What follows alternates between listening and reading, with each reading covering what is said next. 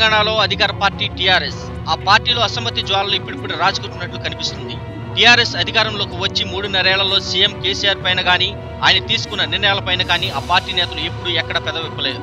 కానీ విపక్షం వారు మాత్రం ఉద్యమంతో సంబంధం లేని వాళ్ళు కేసీఆర్ కేబినెట్ లో పీఠం వేసుకుని కూర్చున్నారని, అలాగే ఒక్క మహిళా మంత్రి కూడా కేబినెట్ లో లేరంటూ అడపాదడపా విమర్శలు చేశారు. అయితే ఆ తర్వాత అంతా విషయం మర్చిపోయారు. రాష్ట్రంలో కాంగ్రెస్ పార్టీ తప్ప మరో ప్రతిపక్ష పార్టీ లేదేమోనన్నంతగా రాజకీయాలు సాగుతూ వచ్చాయి. అయితే తాజాగా టీఆర్ఎస్ లో అందున ముఖ్యమంత్రి తర్వాత ఆ స్థాయి వ్యక్తి అయిన హోంమంత్రి నాయిని నరసింహారెడ్డి ఉద్యమ సమయంలో కేసీఆర్ ను బండబూతులు తిట్టిన వారే ప్రస్తుతం ఎంపీలు, ఎమ్మెల్యేలుగా కొనసాగుతున్నారని ఆరోపించారు. మరోవైపు నాయిని ఆరోపణలతో ఏకీభవిస్తున్నట్లు పాలమూరు ఎమ్మెల్యే శ్రీనివాస్ గౌడ్ కూడా బహిరంగ వ్యాఖ్యలు చేశారు. శుక్రవారం యాదాద్రిలో శ్రీనివాస్ గౌడ్ మాట్లాడుతూ నాయని మాటలు తలుచుకుంటే కన్నీళ్లు ఆగవన్నారు. తెలంగాణ ఉద్యమంలో పాలు పంచుకొని వారు ఇప్పుడు మంత్రులయ్యారని వాపోయారు. ఉద్యోగులు లేనిదే సకల జనుల సమ్మె లేదని, సకల జనుల సమ్మె లేకుంటే అసలు తెలంగాణ ప్రత్యేక రాష్ట్రమే లేదని ఆయన వ్యాఖ్యానించారు. కేబినెట్ లో ఉద్యమంతో సంబంధం లేని వారు ఉన్నారంటే అలా చేసిన కేసీఆర్ ఆలోచన వెనుక బలమైన కారణం ఉండే ఉంటుందని శ్రీనివాస్ గౌడ్ అభిప్రాయపడ్డారు.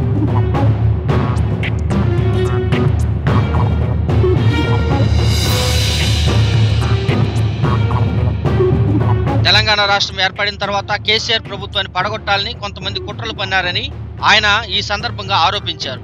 ఆ సమయంలో కేసీఆర్ ఈ నిర్ణయం తీసుకుని ఉండవచ్చని భావిస్తున్నట్లు ఆయన వెల్లడించారు. సీఎం కేసీఆర్ కు ఆ సమయంలో అది ఒప్పు అని తోచి ఉంటుందన్నారు. అందుకే అలా చేసి ఉంటారని శ్రీనివాస్ గౌడ్ సమర్థించారు. తెలంగాణ ఉద్యమం సమయంలో పోరాడిన ఏ ఉద్యమకారుడిని కేసీఆర్ మర్చిపోరని శ్రీనివాస్ గౌడ్ స్పష్టం చేశారు. ఏది ఏమైనా ఉద్యమంతో సంబంధం లేని వారు మంత్రులుగా ఉన్నారంటూ కోదండరాం తదితర నేతలు చేస్తూ వస్తున్న వ్యాఖ్యలను ఇప్పుడు వీరిద్దరూ సమర్థించినట్లయింది.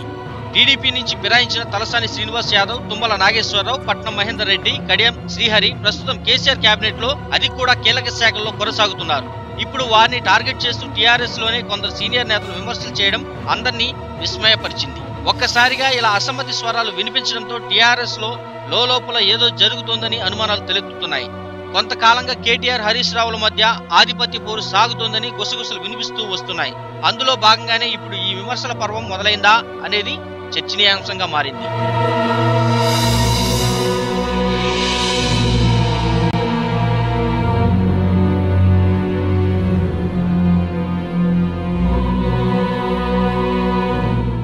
Hi, this is Vijay Devarkonda. Please do subscribe to New Waves. ఇలాంటి మరిన్ని మంచి వీడియోలు కావాలని కోరుకుంటున్నారా? అయితే పక్కనే ఉన్న గంట సింబల్ను క్లిక్ చేయండి. అలాగే సబ్స్క్రైబ్ చేయండి.